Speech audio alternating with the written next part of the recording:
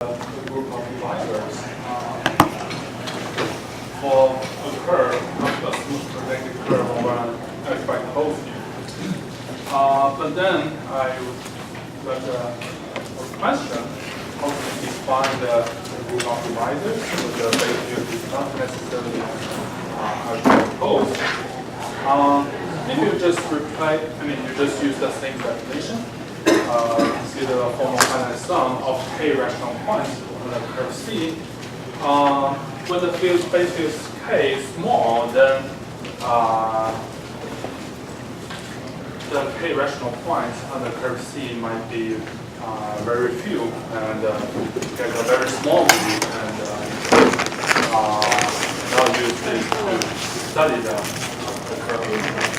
So, how can we define an interesting subject which is large enough to study the curve?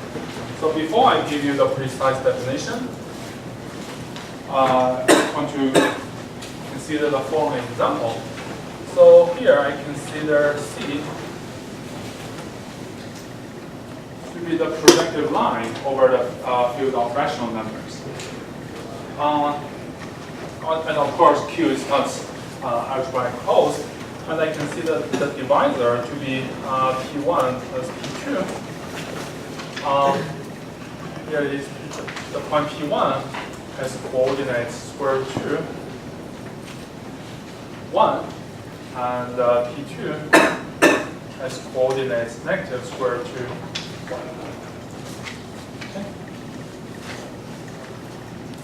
1. Okay. And of course, these 2 points are not defined over the field of rational numbers because square root 2 is not a rational number.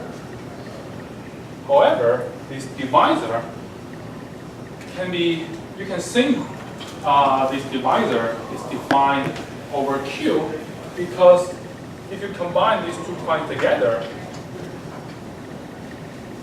they are the zeros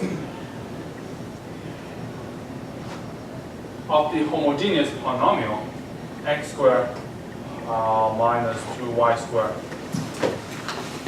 It is the zero of this homogeneous polynomial, and this polynomial has coefficients in the field of rational numbers. So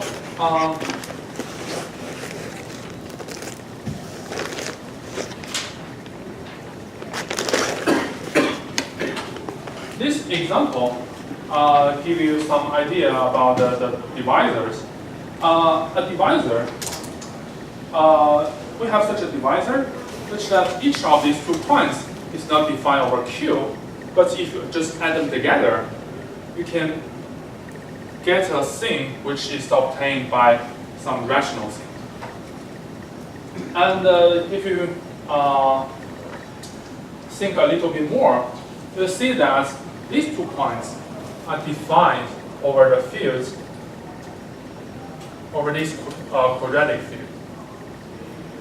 You just add square root 2 to the field of rational number, you get a quadratic extension, and both of these 2 fields, both of these 2 points are defined over this field. Moreover, if you consider the Gauss rules of this quadratic extension,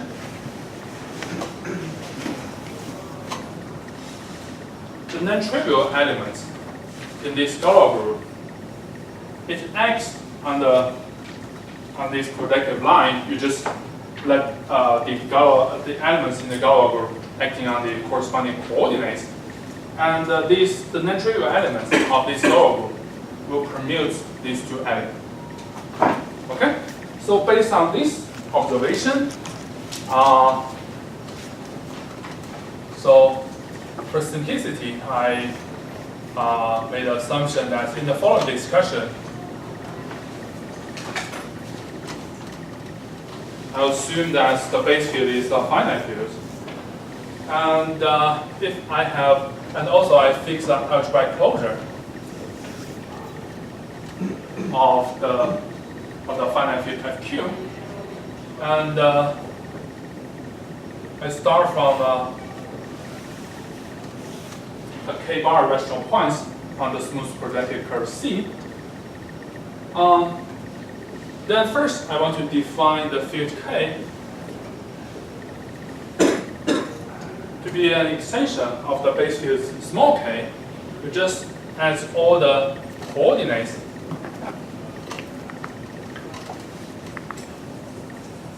of P to the finite field K, then you get a finite extension of the base field K. This is a finite extension. Because K is the base field small k is finite, so this is a Gauss extension. Then you consider the divisor.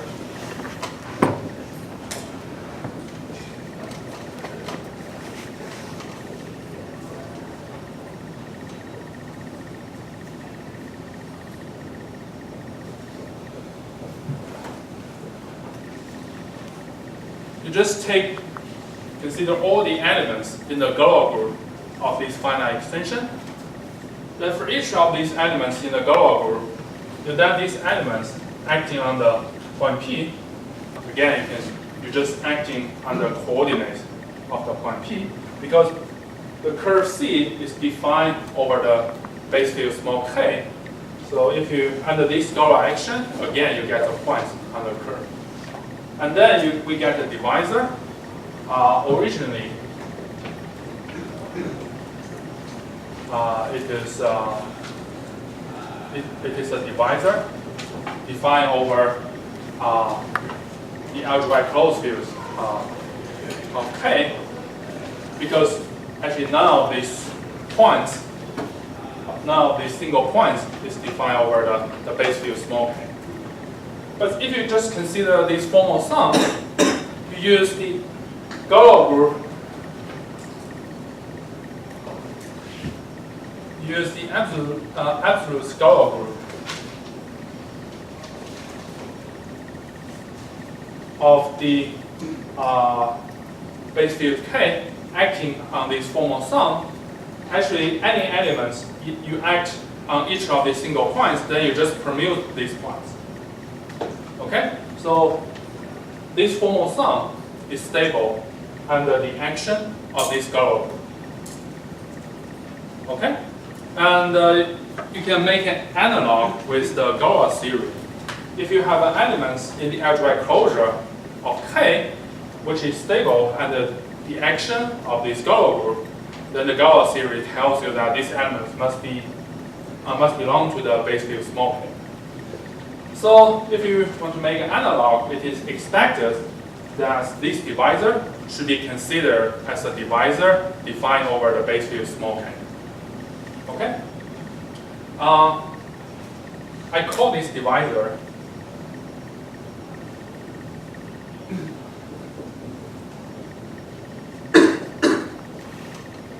irreducible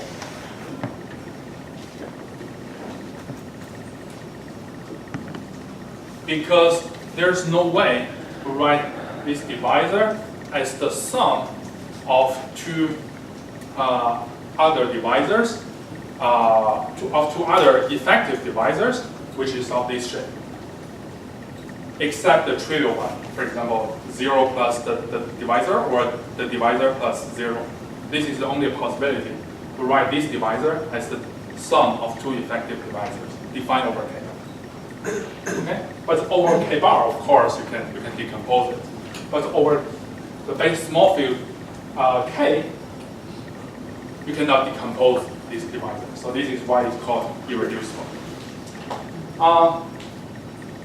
We know that this should be considered as a divisor defined over the base field small k. So, and if you consider a special case, if the point P is already defined over small k, then this capital K coincides with this k, and then you just get a single point. Okay? So this irreducible divisor contains all the single points which are defined over k. But it's definitely larger because you have a lot of points which are not defined over small k. And then you have some divisors which contains more than one point. So now I make the definition. I define divisor, the group of the divisors defined over K, actually, it is the subgroup of the group of divisors defined over K bar, which are generated by those irreducible effective divisors.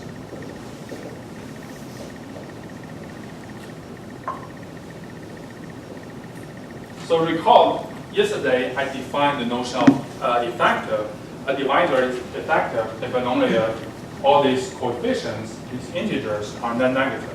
But here, you know, all the coefficients are 1, so of course it's an effective divisor.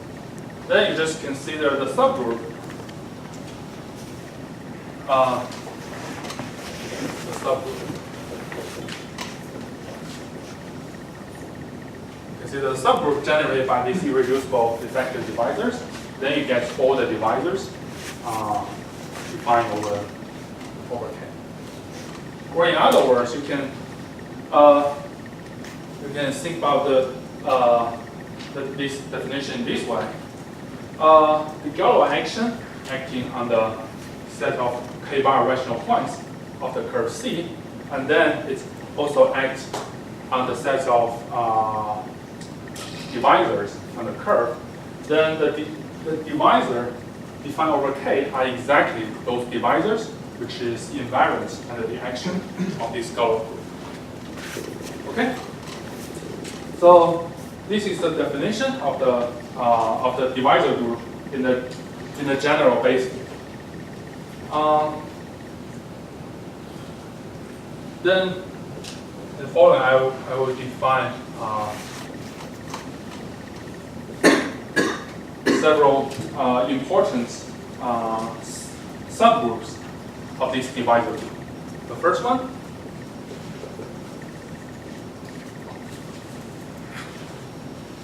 I add a 0 on the top. This is the subgroup of the divisor group. This is a subgroup consisting of degree 0 elements.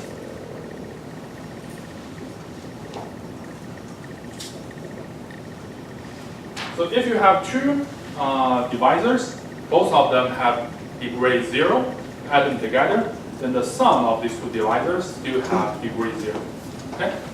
So this is the first subgroup. To define the second subgroup, I need to introduce an operation.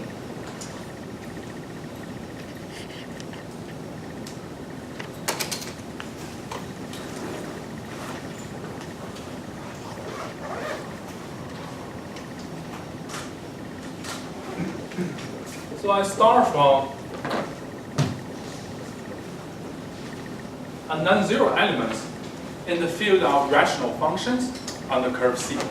Rational function means it is the quotient of two regular functions on curve C. For example, on P1,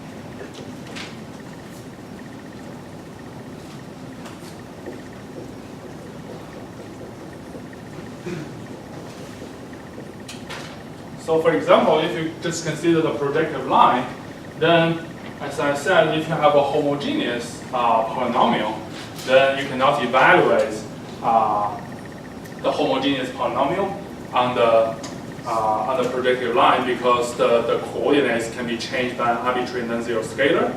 But you can talk about the value of the quotient of two homogeneous polynomials with the same degree, because in this case, the value of these quotients is independent of the choice of the coordinates. But then the bad thing is that these quotients may not be defined everywhere, except that both of the polynomials are constants, because you may have some zeros on the denominator. But anyway, we call such a function to be a rational function on the projected curve. It may not be defined everywhere. It may have some poles, but actually the pole, you have only finite poles. Okay? So for such a rational function, I can define a divisor. The divisor is, you consider all the k-bar rational points of the curve C, and then divisor is this. Here, the order of the rational function f at p is just defined in the usual way. If f has a 0 at p, then this is just n. N is the multiplicity of this 0 of this rational function. And if f has a pole at the point p, then this is -1 times the degree of the pole. And if f is non-zero and p is neither a 0 or a pole of the function f, then this is just 0. Okay? Because a rational function can only have finite many zeros and finite many poles, so this is a well-defined divisor. And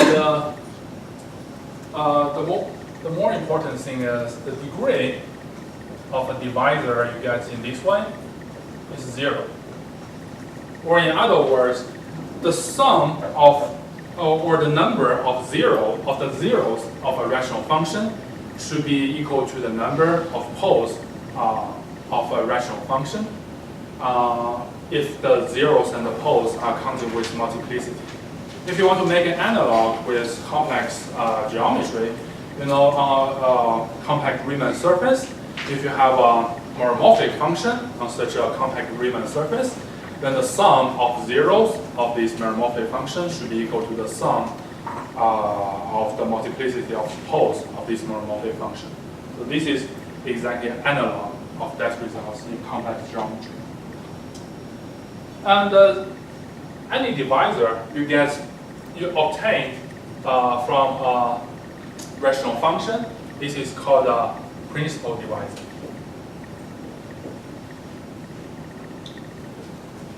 Okay, and here I can define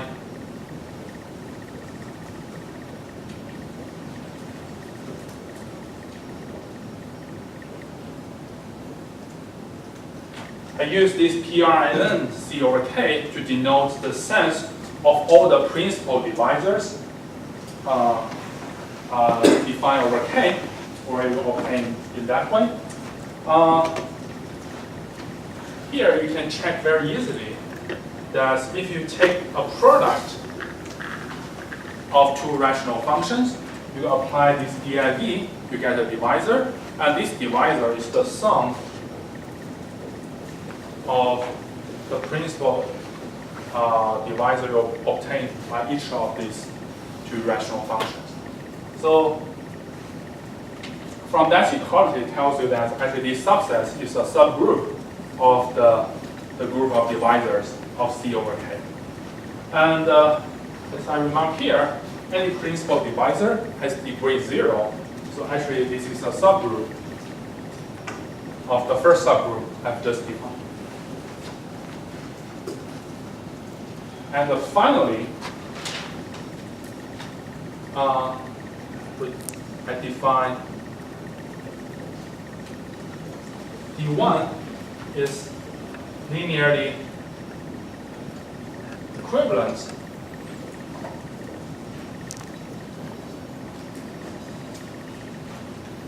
to another divisor D2. So we say that two divisors are linearly equivalent if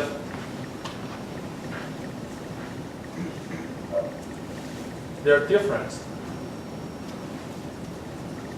is the principal divisor. Or in other words, their difference is inside this subgroup. And the notation is like this. D1 is linearly equivalent to D2. This is the notation. You can check very easily if this is an equivalent relation. So that's actually a lot of definitions for divisors. Then, but with the language of divisors, we can rewrite the zeta function in terms of the divisors. So recall, the zeta function is defined to be the exponential of the formal power series.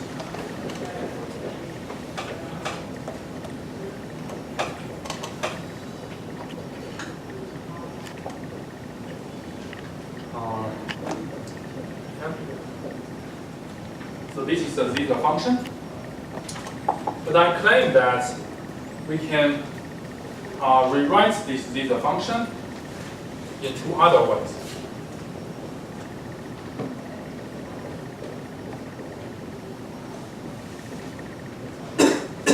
The first one, we can write it as an infinite product.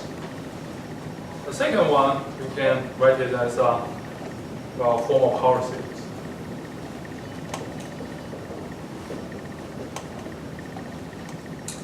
I need to tell you the range of this product and also what does this AN mean.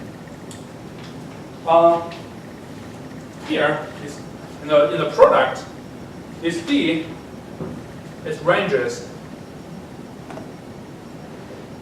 in the sense of irreducible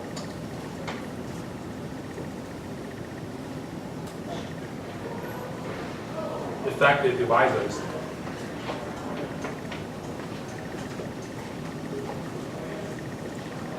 Over K. In other words, you should I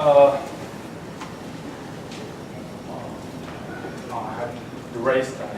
This D should be of the form is the sum of all the orbits of the points under the action of the goal. This is the range of this product, and this AN is the number of effective divisors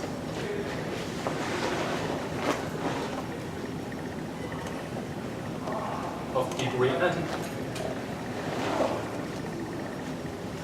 over K.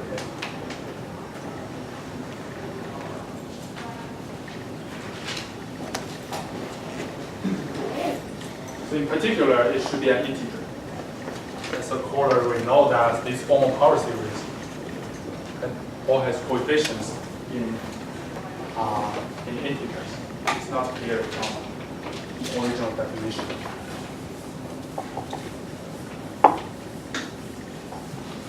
So how do we see this?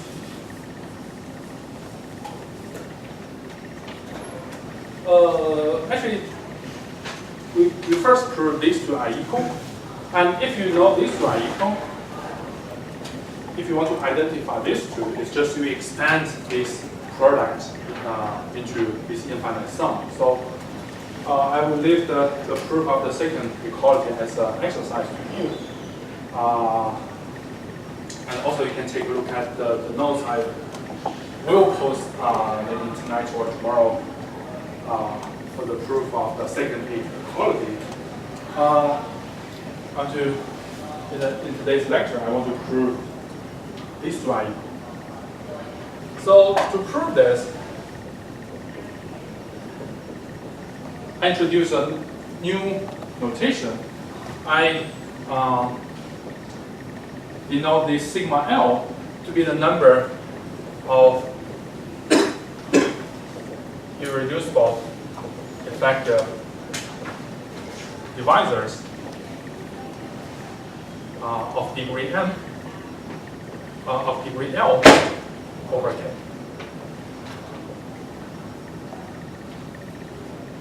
So in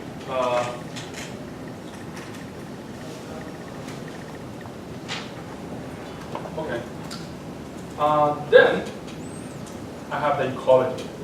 Under this notation, the number of the FQ to the n rational points on the projected curve C can be written as the sum of n plus I. Here, the sum is taken over all the factors of the integer n, and then you multiply n and the sigma n, you take the sum. Why this is true? So I explain this identity because, for example, if you take this D,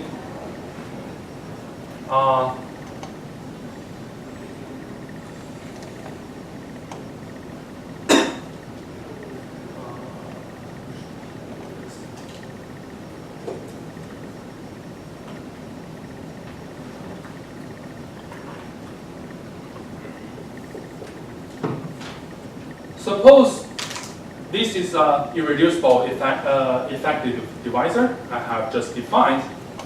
Then if you know that the degree of the divisor is equal to n, then it tells you that in this sum you have n points. So in other words, the cardinality number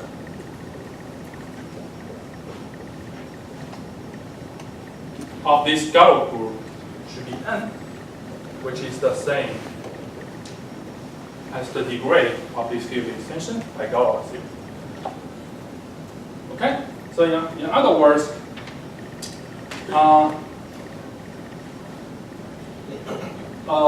and also this T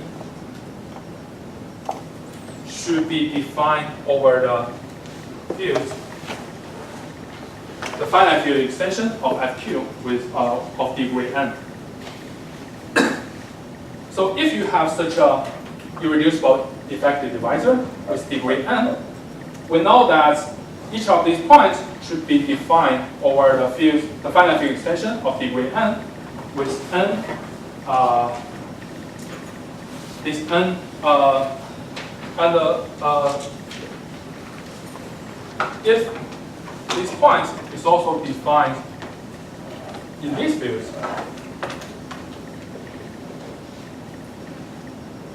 that means this should be a subfield of this field.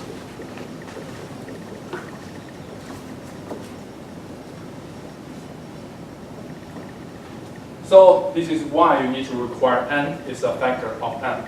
So in summary, such an irreducible effective divisor of degree n will give you n points on the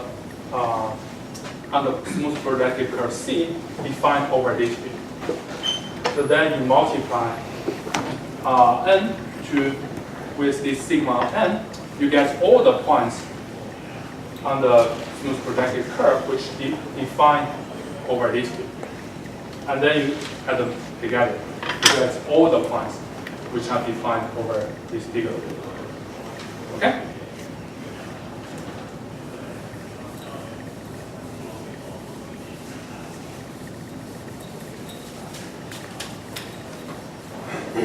So if we now we have this equality, then I take the logarithm of the zeta function.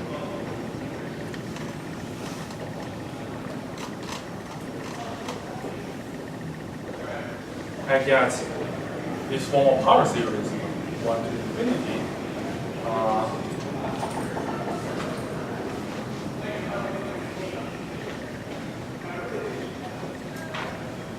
I get this form of power series.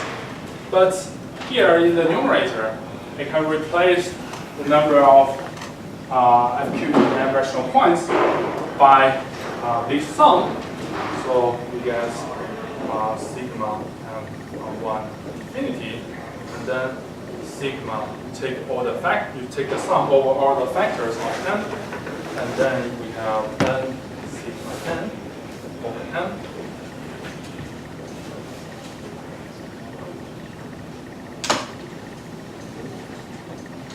Okay?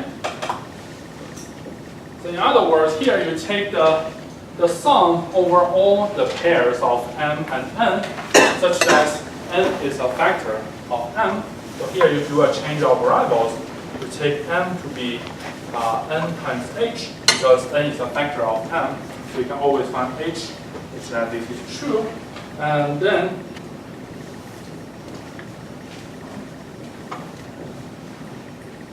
here,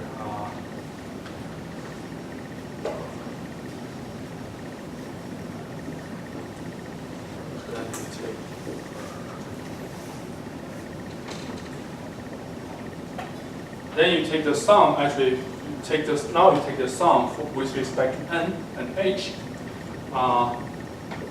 The numerator is not changed, but for denominator, you just replace n by n times h. And you have this. And this n will cancel with this n. Then you first take the sum with respect to h. 1 to infinity. Here this phi n is independent of h. And then we have sigma h from 1 to infinity, h and h. And for this form of power series, we know that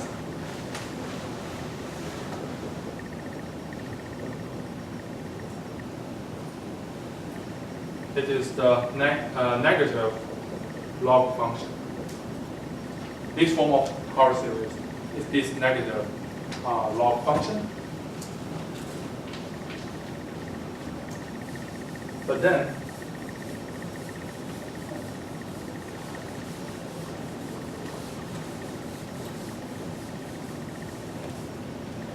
I can write the sum as from 1 to infinity. Then you take the sum for all d, where d is irreducible effective divisor with degree n. You add all these together.